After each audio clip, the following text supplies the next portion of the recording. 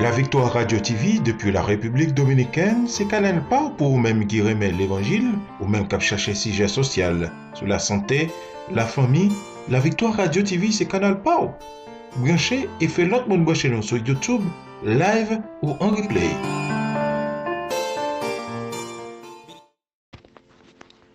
Frères et sœurs bien-aimés en Jésus-Christ, que la grâce et la paix du Seigneur soient avec vous. C'est un plaisir ce matin de vous retrouver dans la présence de Dieu.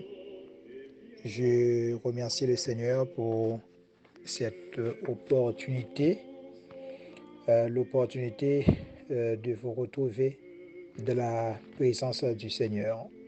Avant toute chose, j'aimerais vous inviter à prier ensemble à le Seigneur.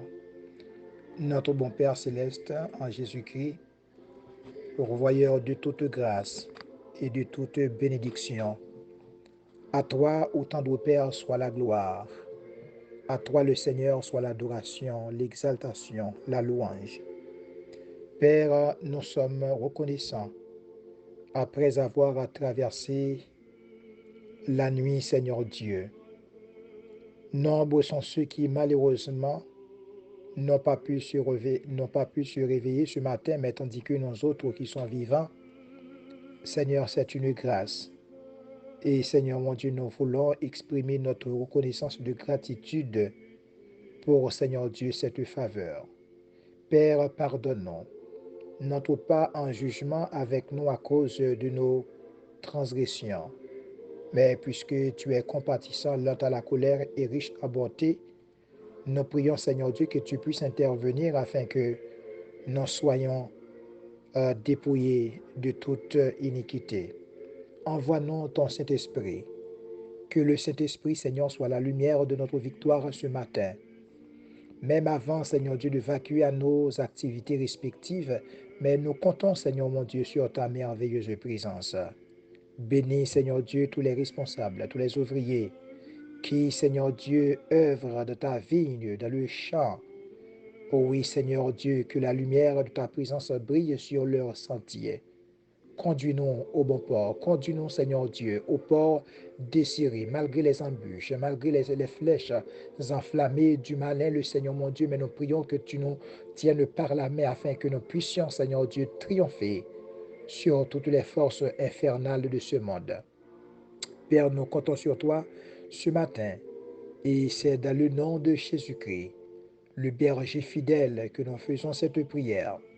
Lui qui nous a appris à te prier ainsi. Notre Père qui es aux cieux, que ton nom soit sanctifié, que ton règne vienne, que ta volonté soit faite sur la terre comme au ciel. Donne-nous aujourd'hui notre pain quotidien. Pardonne-nous nos péchés, comme nous aussi nous pardonnons à ceux qui nous ont offensés.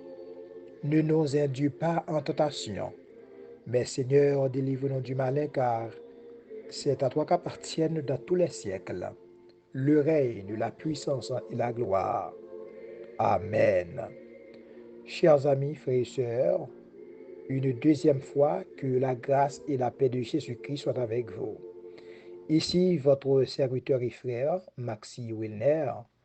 Donc, je rends action de grâce à mon Seigneur de ce que, il m'a donné ce privilège pour vous retrouver dans sa présence et pour, n'est-ce pas, remercier le Seigneur et méditer ensemble la parole de Dieu, mes chers bien-aimés en Jésus-Christ.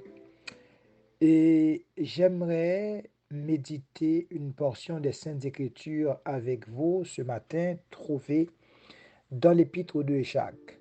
Jacques, chapitre 5, versets 7 à 8. Jacques, chapitre 5, versets 7 à 8. C'est là que nous allons considérer le texte, la portion des Saintes Écritures pour notre édification. Soyez donc patients, frères, jusqu'à l'avènement du Seigneur. Voici, le laboureur attend le précieux fruit de la terre, prenant patience à son égard, jusqu'à ce qu'il ait reçu les pluies de la première et de l'arrière-saison. Vous aussi, soyez patients, affermissez vos cœurs, car l'avènement du Seigneur est proche. Gloire à toi, Seigneur. Merci pour ta parole. Parle-nous ce matin, Seigneur Dieu.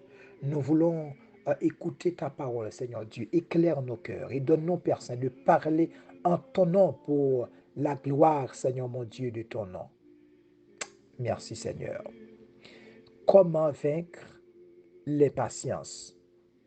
Comment vaincre les patiences? C'est autour de cette interrogation que j'aimerais bien vous entretenir en ce matin.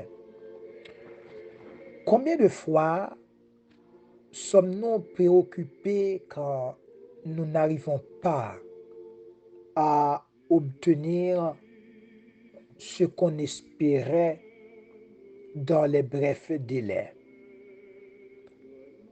L'homme, dans sa nature charnelle, n'est pas patient et cela nous éloigne de la voie du Créateur, de la voie de Dieu, du chemin du Seigneur. Devant la maladie, la persécution, le chômage, le rejet, l'attente du mariage ou d'un enfant, nous gémissons au-dedans de nous-mêmes et on meurt d'impatience. Nous ne cherchons pas à savoir pourquoi nous traversons cette situation à ce moment précis et nous nourrissons l'impatience en cherchant des solutions, en cherchant des alternatives sans demander la volonté du Seigneur. Aucun d'entre nous n'aime vraiment les épreuves. Cependant, elles ne manqueront pas d'arriver car cela est bien pour nous. Ainsi, il serait avantageux pour nous de vaincre l'impatience et attendre la réponse divine. Vaincre l'impatience, c'est faire confiance à Dieu. Vous entendez cela, chers amis? Vaincre l'impatience, c'est faire confiance, gloire à Dieu. C'est faire confiance au Créateur, c'est faire confiance à Dieu. Lamentation de Jérémie chapitre 3, verset 26, nous lisons ceci. Il est bon d'attendre en silence le secours de l'Éternel. Mais quand nous faisons confiance au Seigneur dans tous les plans et domaines de notre vie, nous sommes certains qu'il agira au moment le plus opportun et le plus favorable pour nous. Le Seigneur attend de nous une dépendance totale. C'est lui le conducteur, le fidèle berger qui tient le volant de notre vie, le volant de notre destinée. Il ne fera jamais d'accident, ce berger, sur la route. Et la route est tracée par le Seigneur, donc impossible qu'il fasse un accident, chers amis. La promesse de bonheur qu'il a pour nous nécessite que nous passions d'étape en étape pour arriver à notre destinée. Même si c'est difficile, il nous conduira par ce chemin avant de voir sa main puissante sur nous, car c'est un passage obligé. La confiance en Dieu nous pousse à nous abandonner entre ses mains et le laisser agir comme il le veut. Devant l'impasse, la solution ne viendra pas de nous, mais de Dieu. De Dieu, chers amis. Nous devons vaincre l'impatience. Vaincre l'impatience, c'est laisser le Seigneur nous parler. Vaincre l'impatience, c'est laisser à la providence de parler à notre cœur. Vaincre l'impatience, c'est laisser au Créateur de nous parler directement, mes chers bien-aimés en Jésus-Christ. Donc, dans Romains chapitre 12, verset 12, la parole nous dit, réjouissez-vous dans l'espérance et soyez patients dans la détresse. Persévérez dans la prière. Les épreuves s'abattent souvent sur la vie des enfants de Dieu. Le plus souvent, nous sommes faibles devant elles. Écoutons ce que le Seigneur veut nous dire dans la prière. Avoir de la patience dans les temps difficiles est une preuve de l'œuvre de l'Esprit en nous, car le Saint-Esprit travaille, agit en nous. La patience est l'une des caractéristiques du fruit de l'Esprit, d'après Galates, chapitre 5, verset 22. La Bible nous exhorte en toutes choses à marcher par l'Esprit. Cela est bien et agréable à Dieu. Nous devons, mes bien-aimés, nous devons, chers amis, nous devons, amen, nous devons marcher, marcher par le Seigneur, conduit par le Saint-Esprit, conduit par le Saint-Esprit. Cela est agréable à notre Dieu. Notre intimité avec le Seigneur nous pousse toujours à demander sa volonté avant de parler, avant d'agir. Nous minimisons le plus souvent nos actes liés à la patience, à l'impatience. Pourtant, ils ne sont pas sans conséquence sur notre vie. Le Seigneur avait donné la promesse à Abraham, son serviteur, dans Genèse chapitre 17, verset 4. Voici mon alliance que je fais avec toi. Tu deviendras père d'une multitude de nations.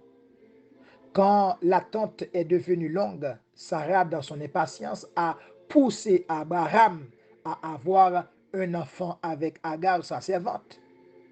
Mais jusqu'au jour où le monde entier continue de saigner à cause des conséquences de la naissance d'Ismaël qui est né d'Agar. Il n'était pas l'enfant de la promesse. Le roi Saül a été également rejeté par Dieu et pour toujours de son trône à cause de son impatience. 1 Samuel 13, versets 8 à 14. Le problème de l'impatience vient le plus souvent des comparaisons avec les autres. Elles nous ravissent notre joie. Quand ton frère a un bien précieux, au lieu de te réjouir avec lui, tu saignes dans ton cœur et tu te dis, quand serait-ce mon tour pour avoir ce bien? Me marier, enfanter, travailler. Chers amis, frères et sœurs,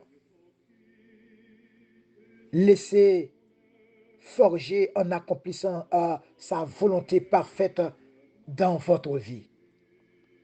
Laissez Dieu lui-même vous forger.